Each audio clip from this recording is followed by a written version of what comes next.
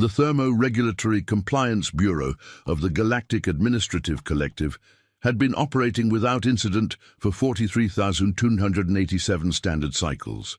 In all that time, across 14,622 registered star systems and 89,000 habitable zones, nobody had ever thought to question whether the fundamental laws of thermal biology were, strictly speaking, negotiable. That was about to change in a way that would make several senior bureaucrats question their life choices. Krelvax Thimbleton III held the distinction of being the galaxy's leading expert on something nobody had ever considered controversial: temperature zones.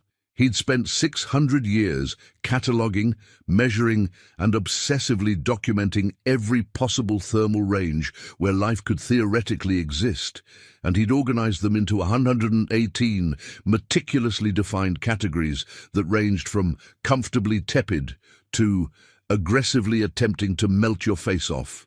More, his office on Station Proxima Z was a monument to bureaucratic perfection. Every file was color-coded. Every temperature reading was verified through 3 independent sources. Every classification decision was documented in triplicate and reviewed by a committee that met bi-monthly and took their responsibilities very seriously. Krelvax loved his job the way some people love their children, which is to say obsessively and with occasional moments of doubt about his life choices. This particular morning started normally enough. He arrived at exactly 800 station time, adjusted his desk temperature to precisely 23.7 degrees Celsius, and began reviewing the overnight reports from the automated survey drones that constantly scanned newly discovered planets for signs of habitable conditions. The 847th report made him stop mid-sip of his morning beverage, which was served at exactly 67. 3 degrees, because that was the temperature his species had deemed optimal for hot drinks approximately 8,000 years ago, and questioning it would have been rude. The report detailed a small blue planet in an unfashionable corner of the galaxy, third from a yellow dwarf star, with a species that had somehow managed to spread themselves across temperature zones that included Category 3, Category 19, Category 28, Category 41, Category 56, Category 68, Category 81, Category 93, Category 107, and Category 115. Krelvax read it again. Then a third time. Then he checked his scanner for malfunctions. This was impossible. Categorically, definitively, absolutely impossible.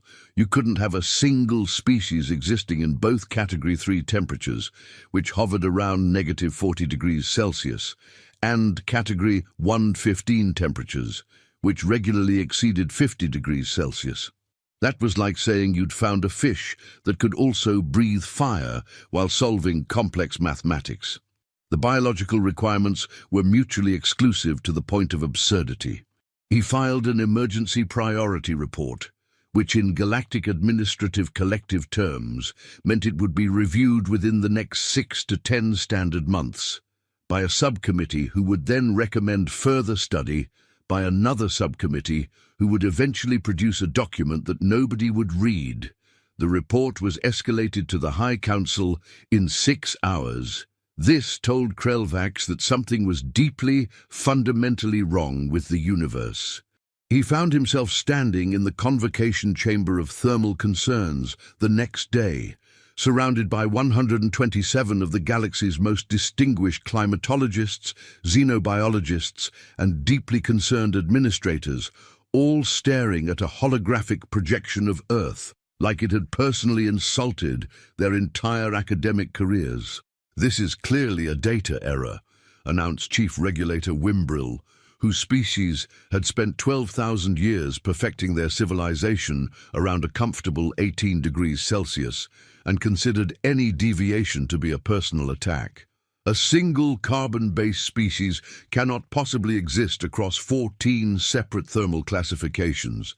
The cellular stress alone would be catastrophic. "I ran the scans 4 times. Krelvax protested, his sensory appendages twitching with anxiety. "I verified with 3 different probe networks. I even manually checked the calibration on every sensor. The data is correct. This species, they call themselves humans, appears to be violating every thermal regulation we've ever written. Violating isn't quite accurate, interjected xenobiologist Trixmollin nervously. That would imply intentional disregard. Perhaps they've developed some form of rapid evolutionary adaptation, a biological mechanism that allows thermal flexibility. I considered that. The probe data shows no evidence of specialized thermal biology. Their base physiology suggests optimal function in a narrow range around 22 degrees Celsius, similar to Category 28 species. Yet they're thriving in conditions that should liquefy them or freeze them solid, depending on location.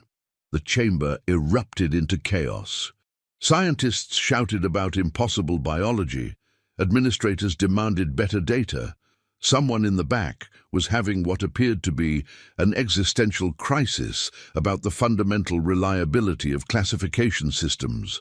High Chancellor Drimleth, a towering being whose species had evolved in exactly 31.2 degrees Celsius and had built their entire civilization around maintaining that precise temperature, raised 3 of her appendages for silence. "If the data is accurate," she said slowly, each word weighted with the gravity of someone whose entire worldview was crumbling, "then we are faced with 3 possibilities. 1. These humans have discovered a biological mechanism we don't understand. 2. Our understanding of thermal biology is fundamentally flawed. Or 3. They've found a way to artificially modify their environmental conditions in a manner we've never encountered." "The third option is ridiculous," scoffed Wimbrel. "Environmental modification on that scale, across an entire planetary population. The energy requirements would be astronomical. And yet," Drimleth continued, "they're doing it somehow. We need to investigate in person. Krelvax, you filed the report. You'll lead the expedition." Krelvax's sensory appendages went completely still, which in his species indicated either deep thought or complete terror. "Me? Fieldwork? I'm a bureaucrat. I work with data, not actual physical environments." "Then you're about to get a very educational experience. Take whoever you need. Find out how these humans are breaking the laws of thermal biology. And for the love of organized systems everywhere, get me a report that makes sense." 6 weeks later, Krelvax found himself doing something he'd fantasized about avoiding for his entire 600-year career, standing on an actual planet, experiencing actual weather, surrounded by actual biological beings who weren't following the rules. Phoenix, Arizona, in the middle of July, at 2 p.m. local time, the temperature was 48 degrees Celsius. According to every regulation Krelvax had ever memorized, every paper he'd ever published, and every fundamental principle of carbon-based biology he'd ever studied, this temperature was 33 degrees too hot for sustained biological activity. Humans should have been seeking shelter, entering dormancy states, or at the very least showing signs of extreme thermal stress. Instead, they were driving cars, walking dogs. One human was actually exercising outdoors, running along a path like the temperature was a mild suggestion rather than a physical threat to cellular cohesion. "This is madness," Krelvax whispered to his assistant, a younger bureaucrat named Flimgax, who'd volunteered for the expedition because he thought it would look good on his resume. Both of them were sealed inside environmental suits that were working overtime to keep them alive in what was essentially a convection oven with roads. "The regulations are clear," Flimgax said, consulting his datapad frantically. "At 48 degrees Celsius, carbon-based life forms experience rapid protein degradation, cellular stress, and systemic failure. These humans should be puddles of organic matter, yet they appear to be complaining about traffic." They watched a human female exit her vehicle in a parking lot. She was wearing minimal clothing and appeared annoyed but not dying. She walked across the superheated pavement into a large building with a sign that read, "Henderson Community Center." "We need to follow her," Krelvax decided. Document whatever impossible biology is keeping these creatures alive. This will require very careful observation, and he stepped toward the building and nearly fell over. The temperature had changed, not gradually, not slowly, but instantly and dramatically. One moment they were in 48-degree heat, the next they were in what Krelvax's scanner identified as 21 degrees Celsius. "What sorcery is this?" Flimgax shrieked, spinning around to look at the doorway they'd just crossed. "The temperature dropped 27 degrees in 2 meters. That's not possible. That violates thermodynamic gradient principles." Several humans turned to stare at the two aliens in environmental suits, having a breakdown in their lobby. A human male approached them, wearing a uniform that was blue and had a patch reading Hofmeister Climate Solutions, keeping Arizona livable since 1987. His name tag identified him as Dale. "You folks okay?" Dale asked, eyeing their suits with the practiced disinterest of someone who'd seen stranger things at the community center. "You look a little overdressed for indoors." "The temperature!" Krelvax gasped, his suit systems recalibrating frantically. "It changed. How did it change? What manner of localized thermal phenomenon allows for such dramatic environmental alteration in such limited space?" Dale looked up at the ceiling vent, then back at the aliens. "Oh, that's just the AC. Industrial system, actually. I installed it myself about 3 years ago. Keeps the whole building at a steady 21 degrees even when it's hell outside. Pretty standard stuff." "Standard? Standard?" Krelvax felt his multiple hearts beating arrhythmically. "You're telling me this thermal modification is routine? That you simply decided to create a localized environment that ignores the ambient planetary conditions?" "Well, yeah, that's what air conditioning does. You folks don't have AC where you're from?" Dale scratched his head. "Man, that must suck. What do you do when it gets hot?" "We evolved for specific temperatures. We select habitats that match our biological requirements. We don't just ignore thermodynamics." "We're not ignoring thermodynamics, buddy. We're using thermodynamics. Heat pumps, refrigeration cycles, energy transfer, it's all basic physics." "You guys really don't have this? And you've got spaceships?" Dale looked genuinely puzzled, like someone had just told him that aliens had invented faster-than-light travel, but not the wheel. Flimgax had sat down on the floor. His environmental suit was making concerning beeping noises. "Our entire civilization's approach to thermal management is obsolete," he whispered. 600 years of my species' research into optimal habitat selection, and you just ignore the temperature and make your own." "I mean, we've been doing it for over 100 years now," Dale said helpfully. "Heat in winter, cool in summer, sometimes cool in winter too if you run hot. Really just depends on personal preference."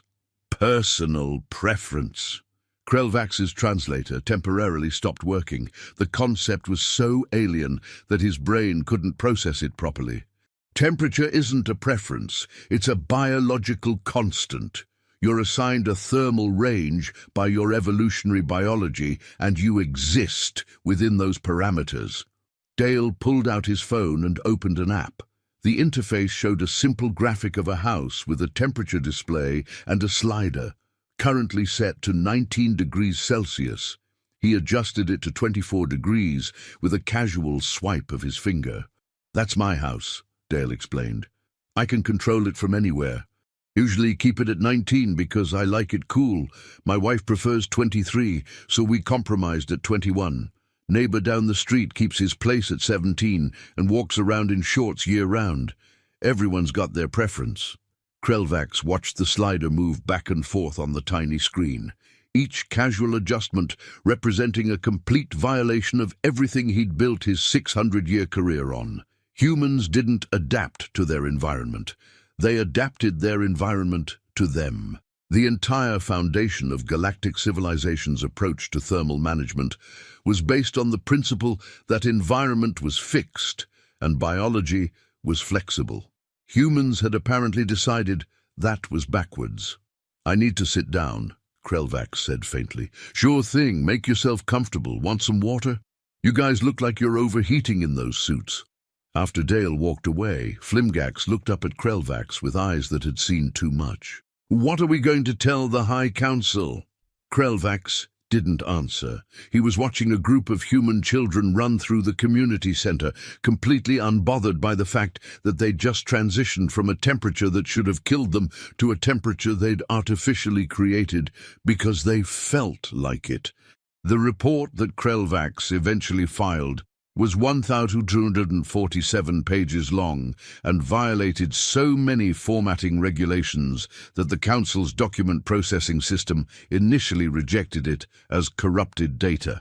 He'd given up trying to make it fit the standard templates somewhere around page 89, when he'd had to describe something called a smart thermostat that allowed humans to control their environmental temperature from a distance using a device they carried in their pockets. The Council received his report with the kind of stunned silence usually reserved for news, that physics had stopped working or that someone had discovered a mathematical error in the fundamental constants of the universe. High Chancellor Drimleth read through the entire document 4 times. Each reading made her more unsettled. "Let me make sure I understand this correctly," she said slowly, addressing the assembled council members. "These humans have developed widespread technology that allows them to artificially maintain whatever temperature they prefer, regardless of ambient conditions." "Correct," Krelvax confirmed. "And this technology is so commonplace that they find it strange that other species don't have it." "Also correct." The human Dale seemed genuinely confused that we allowed ourselves to be uncomfortable. "Uncomfortable?"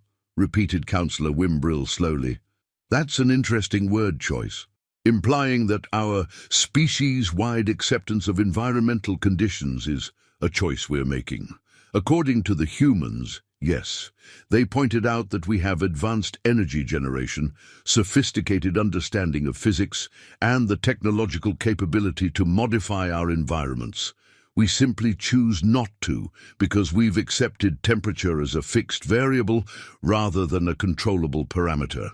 And the chamber erupted into the kind of chaos that happens when fundamental assumptions are challenged.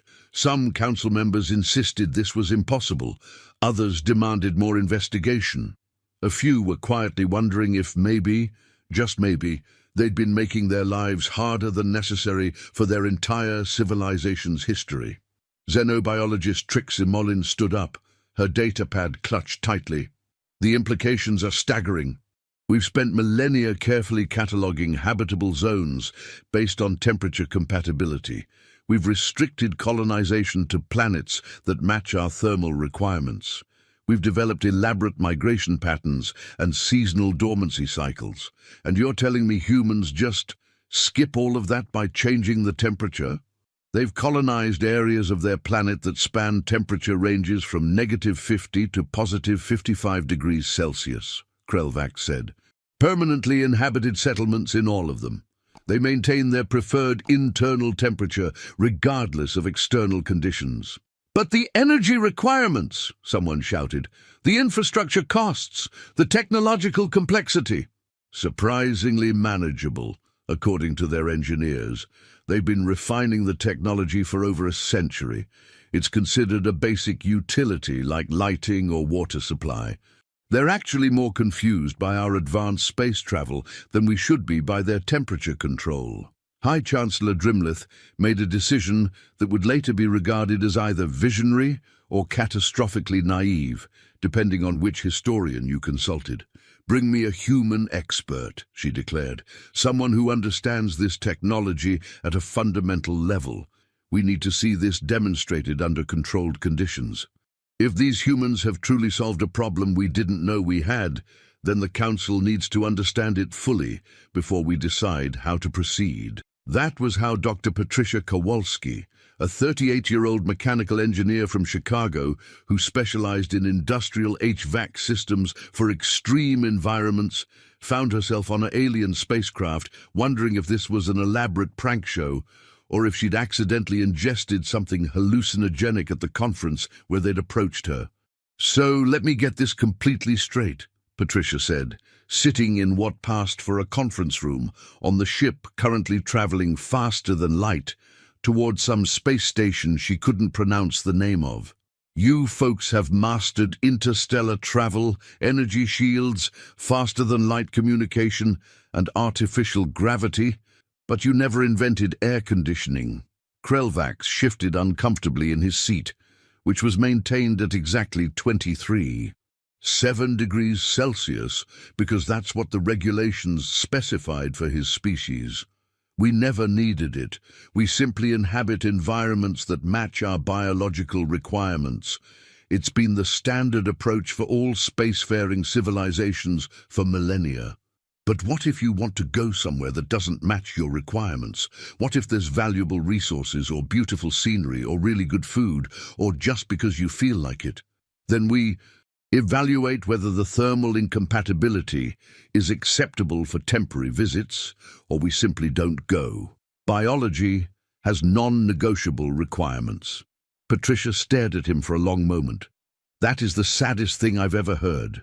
You're telling me you've let temperature be the limiting factor in your entire civilization's expansion?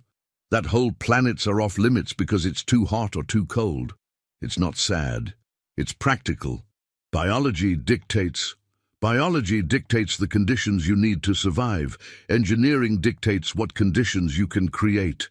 Patricia pulled out her tablet and started sketching rapid diagrams. Look, this is really straightforward thermodynamics. You want to cool a space? You move the heat somewhere else using refrigerant compression and expansion cycles. You want to warm a space? You bring heat from somewhere else using the same principle in reverse or direct resistance heating. It's not magic, it's physics. But the energy consumption is totally manageable with proper power generation and efficient system design. You guys do have power generation, right? I saw those glowing panels all over this ship. Of course we have power generation, we're not primitives. Then what's the problem? You've got energy, you understand thermodynamics, you have manufacturing capability. You just never thought to put it together for climate control. Patricia shook her head in disbelief. That's like inventing the car, but never thinking to add a radio. We don't have cars with radios either, Flimgax admitted quietly. Oh, honey, Patricia said sympathetically. Your civilization has been suffering for no reason. The Galactic Council headquarters existed on a massive space station that maintained a carefully regulated 31 degrees Celsius throughout all public and administrative spaces. This temperature had been determined after extensive research and debate lasting approximately 800 standard cycles and involving 14 different committees to be the universal comfort temperature that the majority of council member species could tolerate without dying. Nobody actually liked 31 degrees. It was just the temperature where everyone agreed they'd be equally miserable. Patricia walked into the grand convocation chamber, wearing light cotton clothes appropriate for a warm day, and immediately started sweating. Jesus Christ, it's hot in here! Who keeps a whole space station at 31 degrees? That's like 88 Fahrenheit. Are you all insane? High Chancellor Drimleth, who was already uncomfortably warm but would never admit it publicly, bristled slightly. This is the universal comfort temperature, determined by extensive scientific analysis to be the optimal compromise for... Optimal for what? Making everyone miserable in a spirit of fairness? Patricia was already unpacking equipment from several large crates that her team had shipped ahead. Industrial fans, power supplies, ductwork, and several large units that hummed with contained energy. Where's your main power junction? I'm going to need about 50 kilowatts to run the demonstration unit. 50 kilowatts? Someone gasped. That's enough to power an entire research laboratory. Yeah, or keep about 500 square meters comfortable. Your priorities are weird. Patricia was already working, connecting cables and assembling components with the practiced efficiency of someone who'd done this 1,000 times. By the way, I brought tools and materials to install a permanent system if this demonstration goes well. I'm assuming you'll want one. Daitu. 3 hours later, Patricia stood in front of the assembled council members like a professor addressing particularly slow students who were about to fail the course. "Okay, here's the deal," she announced, gesturing at the equipment she'd installed in one corner of the massive chamber. "This is a scaled-down commercial HVAC system, modified to work with your power supply. When I turn it on, it's going to cool approximately this section of the room down to 22 degrees Celsius. If you want to experience it, come stand over here. If you want to stay warm, stay where you are. This is called having choices about your own comfort, which apparently is a revolutionary concept in this part of the galaxy." She flipped the main breaker. The change wasn't immediate. Climate control takes time. That's basic thermodynamics. But within 5 minutes, there was a noticeable temperature gradient forming. Within 10 minutes, the area around Patricia's equipment was distinctly cooler. Within 20 minutes, the temperature in that section had dropped to 23 degrees Celsius. The council members nearest the unit reacted like they'd just experienced a religious revelation. What is this sensation?" whispered Councillor Primlocks, whose species had evolved in 8-degree temperatures, but had endured 31 degrees for diplomatic purposes for her entire 200-year career. She stepped closer to the cooled zone, her sensory organs practically trembling. "I feel less stressed. My metabolic functions are normalizing. Is this what comfort feels like?" "Yeah, that's pretty much it," Patricia confirmed. "You've been hot your whole life. You just didn't have a frame of reference for what not being hot felt like." Within 30 minutes, 89 of the 127 council members had migrated to the cooled section of the room. They stood there, clustered together in what had become the most popular 100 square meters on the entire station, experiencing something most of them had never felt in their lives. Their actual preferred temperature. A reptilian councillor from a desert world was almost weeping. "I thought this heat was normal. I thought everyone felt this way. You're telling me I've been uncomfortable for 180 years for nothing?" "Pretty much, yeah. You've been suffering because nobody told you that suffering was optional." High Chancellor Drimlith remained in the warm section of the room, partly out of stubborn pride and partly because admitting the humans were right would require acknowledging that her entire civilization had been doing things inefficiently for thousands of years. But she kept glancing toward the cooled area with an expression that looked suspiciously like longing. "This demonstration proves nothing permanent," she declared, though her voice lacked conviction. "So humans can locally modify temperature for brief periods. This doesn't change the fundamental principles of habitat management or the biological imperatives that—" "Oh, for crying out loud!" Patricia interrupted, walking over and physically taking Drimlith by one of her appendages. "Come stand in the cool section for 60 seconds. Just try it. If you hate it, you can go back to being hot and self-righteous." Drimlith resisted for approximately 5 seconds, then allowed herself to be led into the 22-degree zone. Her reaction was immediate and profound. Every sensory organ she possessed perked up simultaneously. The subtle stress markers that had been visible across her skin, indicators that her species showed when too warm, faded within seconds. Her respiratory rate slowed. Her posture relaxed. She stood there in the cooler air, and for the first time in her extremely long life realized she had been hot. Not just warm, not just slightly uncomfortable. Hot. And she'd accepted it as normal because everyone else was equally miserable and nobody had ever suggested there was an alternative. "Oh," she said very quietly. "Oh, no." "Yeah," Patricia said with genuine sympathy. "That's the problem with comfort. Once you know what it feels like, you can't unknow it. You can't go back to pretending that being uncomfortable is fine." The grand convocation chamber descended into complete chaos as council members began shouting, arguing, and in some cases physically positioning themselves to get closer to the climate-controlled zone.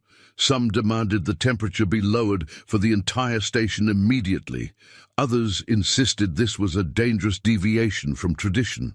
Several were already making urgent communications to their home worlds, demanding that climate control technology be acquired and installed as soon as physically possible. "You've destroyed our consensus," Drimlith said, though she was still standing firmly in the cool zone, and showed absolutely no indication of returning to the warm section. "Your consensus was making everyone miserable," Patricia countered. "I improved it. You're welcome. And for the record, this is how humans approach most problems. If something sucks, we fix it. If we can't fix it with current technology, we invent new technology. If that's impossible, we redefine what's possible. We're very stubborn about not suffering needlessly. But we've maintained 31 degrees for thousands of cycles. This is tradition. This is how we've always done things." "Yeah, and you've been uncomfortable for thousands of cycles. Congratulations on your dedication to suffering, I guess." Patricia gestured at the council members, who were now practically fighting for space in the cooled area. "But here's the thing about temperature. It's not a moral issue. It's not politics. It's not philosophy. It's just physics, and physics can be manipulated. You gonna tell all these people they have to go back to being hot because that's how we've always done it?" Drimlith looked at her fellow councillors, crammed into the cooled section like it was the last lifeboat on a sinking ship, then at the climate control equipment, humming quietly in the corner, then back at Patricia. "How much would it cost to install these systems throughout the entire station?" she asked quietly. Patricia grinned. "Now you're thinking like a human. Let me get my calculator." The official memo went out 6 days later, after multiple emergency sessions, 3 near fistfights, and 1 memorable incident where someone tried to sabotage the climate control unit and was tackled by 12 councillors who were not going back to 31 degrees. The memo was surprisingly brief by Galactic Council standards. Thermal regulations are now optional. Install climate control systems as preferred. Standard forms will be updated, eventually. Maybe. We're busy being comfortable. The chaos that followed made the grand convocation chamber argument look like a polite disagreement between friends. Within 1 week, 842 worlds had filed requests for information about human thermal regulation technology. Within 2 weeks, that number had exploded to 4,927. Species that had never bothered establishing diplomatic relations with Earth were suddenly very interested in talking to humans, primarily so they could ask detailed questions about compressor technology and optimal ductwork design. Krelvax's office was absolutely flooded with requests to revise the 118 temperature categories.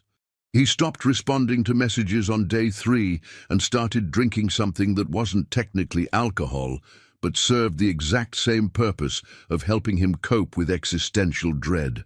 "My entire 600-year career," he muttered to Flimgax, as another 1,000 requests came in simultaneously, "was based on these classifications. The thermal categories were absolute. They were scientific. They were the foundation of galactic habitat management, and now they're completely meaningless." Not meaningless," Flimgax offered weakly. "Just less relevant, more like guidelines than rules.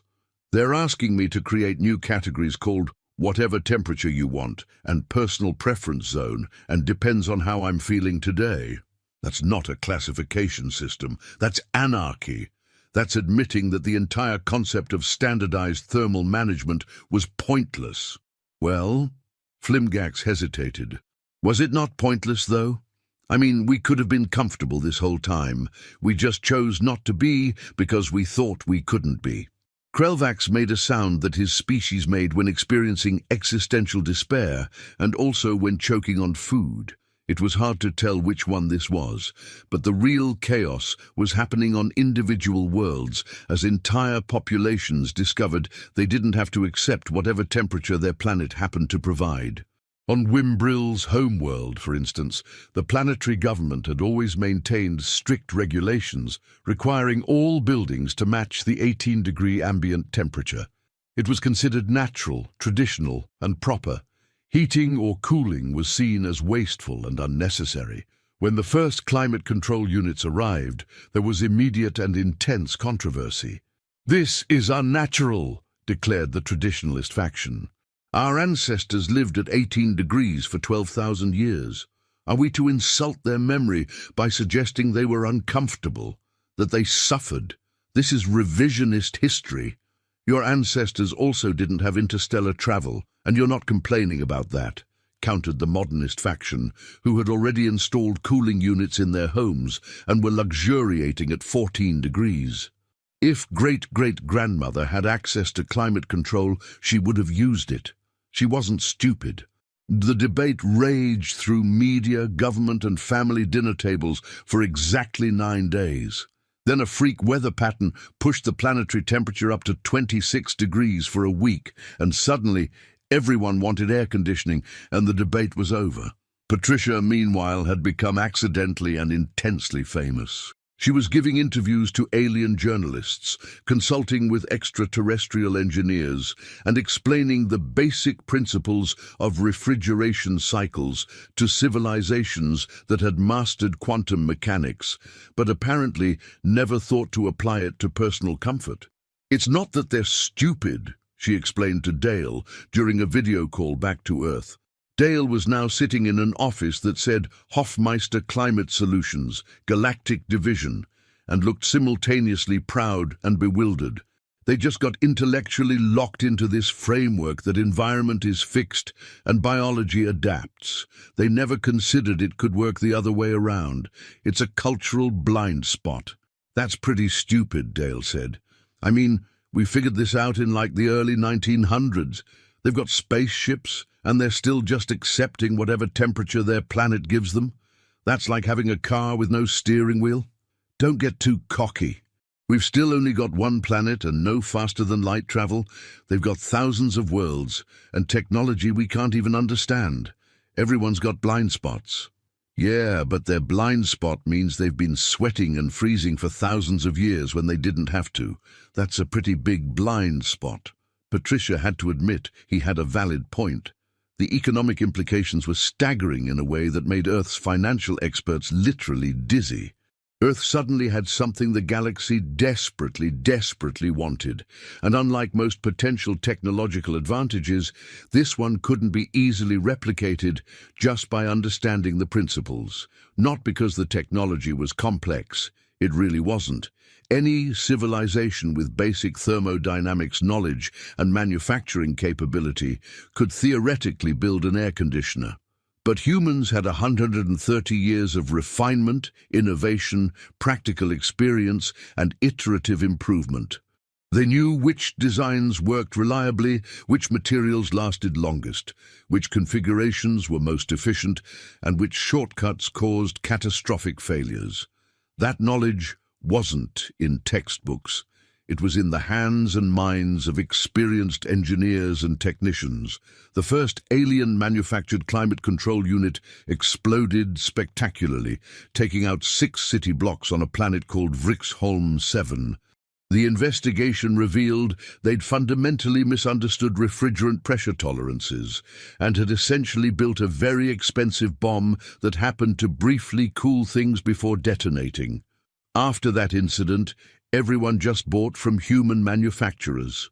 Earth's economy experienced what financial historians later called the Great HVAC Boom, a period of unprecedented growth driven entirely by selling temperature-controlled technology to species who just realized they'd been uncomfortable for their entire evolutionary history. Dale Hofmeister's company went from employing 23 people and serving the greater Phoenix area to employing 15,000 people and serving 3,000 planets in 18 months. "This is absolutely insane," Dale said, staring at quarterly projections that looked like someone had made a typo with the decimal point. "We're going to need 2,000 new technicians just to handle installation requests from Sector 19 alone. Where am I supposed to find 2,000 trained HVSE technicians?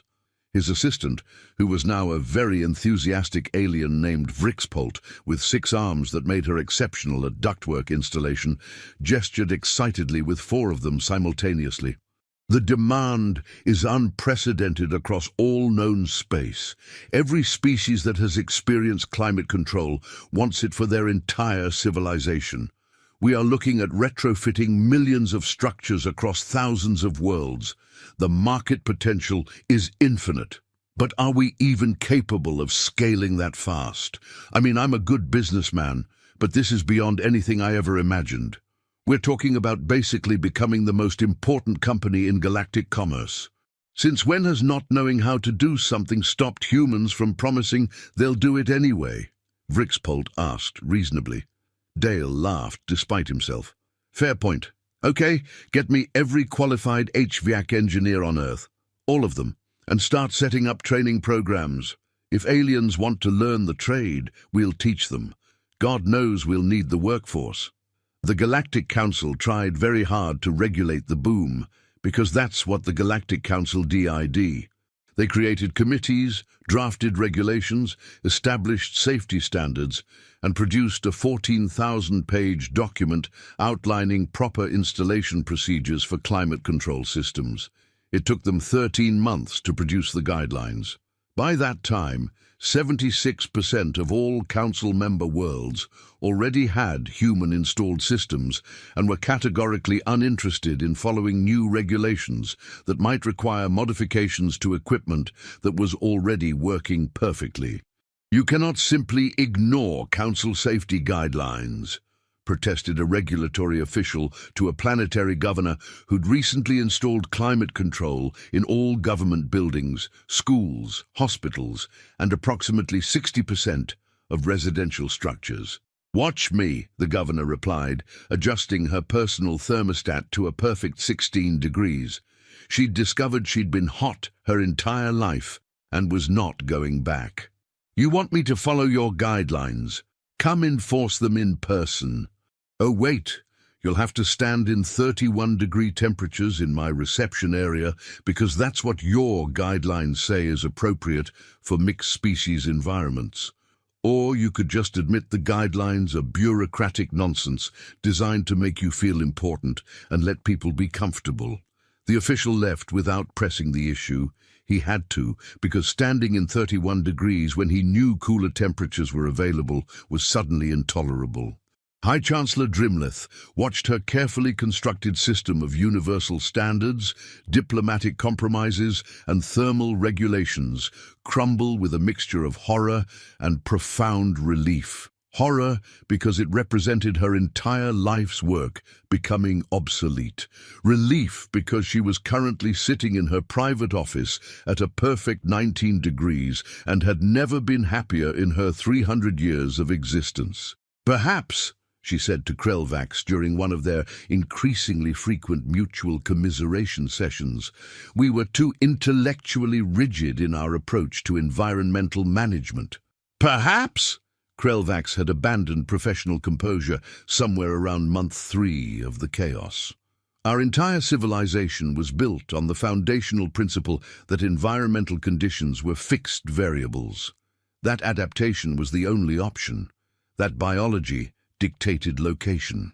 And it turns out we were just making life harder for ourselves for absolutely no reason, except that we never thought to question our assumptions. Well, there were reasons. The science seemed clear. The biological imperatives appeared absolute. The science was incomplete. We understood thermodynamics perfectly well. We had energy generation. We had manufacturing capability. We just never thought to apply our knowledge to personal comfort because we were too committed to this idea that environment is something you accept rather than something you control. Drimlith sipped her beverage, which was now served at exactly 68 degrees rather than the standard temperature of 67. 3 degrees that nobody had actually preferred, but everyone had accepted because it was traditional. The humans have taught us something valuable, she admitted quietly. Sometimes the most obvious solution is invisible because you're too committed to accepting limitations. We chose to be uncomfortable because we thought we had to be. They showed us we didn't have to be. I hate that you're right, Krelvax muttered. I especially hate that it took a species that's barely explored their own solar system to teach us this fundamental lesson about problem solving. Pride is expensive. Comfort is worth the cost. The transformation of galactic civilization happened faster than anyone anticipated. Within 2 years, climate control was considered standard in major population centers across 3,400 worlds. Within 5 years, it was treated as a basic utility like lighting, water, or data access, something people expected and complained loudly about when it wasn't available. Species began colonizing worlds they'd previously written off as uninhabitable due to temperature extremes. Too hot? Install cooling systems. Too cold? Install heating systems. The 118 carefully defined temperature categories became historical curiosities, studied by academics interested in primitive thermal classification systems, but completely ignored by anyone actually choosing where to live. The Galactic Council of Environmental Suitability was eventually disbanded and reformed as the Galactic Council of Comfort Standards, which everyone agreed was less pretentious and more honest about what they actually did, which was mostly argue about optimal air filter specifications. Krelvax surprisingly thrived in the new paradigm. His obsessive attention to detail and comprehensive understanding of thermal principles made him the obvious choice to develop new standards for climate control installation, maintenance, and safety. He started a consulting firm called Thermal Solutions across all environments and became moderately wealthy, helping planets transition from accepting their temperatures to controlling them. His first major client was his own home world, which discovered through careful surveying that while they'd evolved for 8-degree temperatures, the majority of the population actually preferred 11 degrees and had just been slightly cold for their entire evolutionary history without realizing they could do something about it. Patricia returned to Earth a celebrity and significantly wealthier than when she'd left. She used the money to fund engineering scholarships, establish technical training programs, and write a book titled The Physics of Not Suffering Needlessly: How Engineering Solved a Problem We Didn't Know We Had, that became required reading in 89 school systems and was translated into 34 languages, including 12 alien ones. Dale Hoffmeister's company became the second largest human business in galactic commerce, after only the company that made universal translation devices. He eventually retired at 51, moved to northern Canada, and spent his remaining years fishing and marveling at how his simple trade of installing air conditioners had accidentally revolutionized how an entire galaxy approached the concept of environmental management. The philosophical implications took much longer to fully process. If temperature had been optional all along, treated as fixed only because nobody questioned it, what else was civilizations accepting as unchangeable when it could be modified? Gravity, atmospheric composition, day-night cycles, radiation levels. A new wave of human engineers and scientists found themselves in extremely high demand as alien civilizations realized that humans possessed a particular cultural trait that was simultaneously terrifying and valuable. They looked at impossible problems and immediately asked, "But have you tried fixing it anyway?" The galaxy discovered that humans didn't see natural laws as limitations. They saw them as parameters. If physics said you couldn't do something, humans interpreted that as, "You can't do it that way, so try a different way." No, they are genuinely terrifying, wrote alien philosopher Clicksmoth in a treatise that became wildly popular. Not because they are violent or aggressive, they're actually quite friendly, but because they fundamentally refuse to accept suffering as inevitable. They encounter a problem, And their immediate response is, what tool can I build to solve this, rather than how can I adapt to accept this? It is a completely different approach to existence, and now that we've seen it, we cannot return to our previous mindset. Another philosopher, Drentic, responded in a competing publication. Clicksmoth calls them terrifying. I call them liberating. Yes, they've been comfortable across 118 temperature zones, while we've been collectively sweating and freezing for 40,000 cycles. Perhaps terrifying is better than traditional. Perhaps we should have been terrified of our own complacency.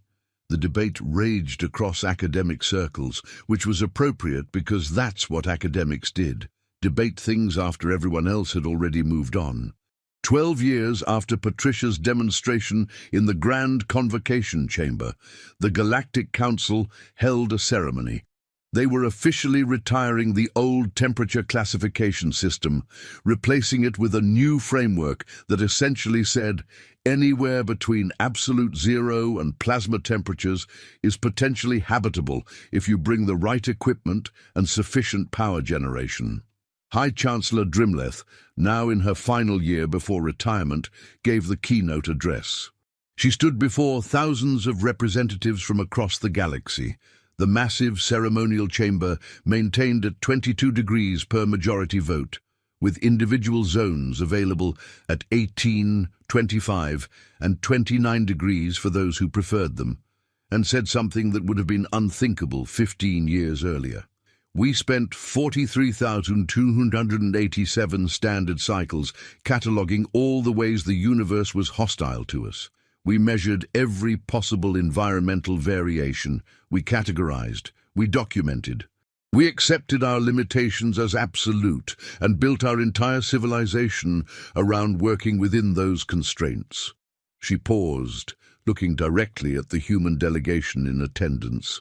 Then humans arrived and asked us a very simple question. Why are you limiting yourselves? The chamber was completely silent. They taught us that the universe doesn't care about our comfort, which means we must care about our comfort. That adaptation doesn't mean suffering, it means engineering. That the difference between accepting conditions and controlling conditions is simply whether or not you decide to apply your knowledge creatively. She gestured at the climate control vents visible throughout the chamber. We call this the human revolution, but that's not quite accurate. Humans didn't give us new technology. They gave us new perspective. They showed us that we'd been asking the wrong question. Not what environments can we survive in, but what environments do we want and how do we create them? The first question limits. The second question liberates. The applause was thunderous and lasted for 6 minutes. After the ceremony, Krelvax found Patricia at the reception, which was being held in a garden atrium maintained at a pleasant 21 degrees with strategically placed heating lamps for those who preferred warmth. I never properly apologized, he said, his sensory organs displaying what his species used to indicate sincere respect. For how dismissive we were of your species initially. We treated you as primitives who'd stumbled onto one useful trick. We were arrogant. Patricia shrugged, sipping something that was probably alcoholic and definitely purple. You worked with the information you had. Can't blame you for that. Besides, it all worked out. You folks are comfortable now. We've got a thriving galactic business. Everyone wins. Still, you fundamentally changed our entire civilization with what you considered basic, obvious technology. That is humbling. Want to know the real secret? Patricia leaned in conspiratorially. It's not that we're smarter than you. We're not. You've got physics knowledge that makes our best scientists look like kindergartners. We just have a very specific cultural trait. We are aggressively stubborn about being uncomfortable. If something sucks, we fix it. If we can't fix it with existing technology, we invent new technology. If that's impossible, we change the definition of impossible. We're very, very persistent about not suffering unnecessarily. That cultural trait is terrifying. Yeah, we get that a lot. But hey, at least you're comfortable while you're terrified of us, right? Krelvax adjusted his personal climate control device, which he now wore at all times and kept at exactly 10.2 degrees, because that's what he'd discovered he actually preferred after 600 years of accepting 23.7 degrees, and laughed. Somewhere in Phoenix, Arizona, the temperature hit 51 degrees Celsius, breaking the previous record and causing news outlets to declare it literally unsurvivable heat.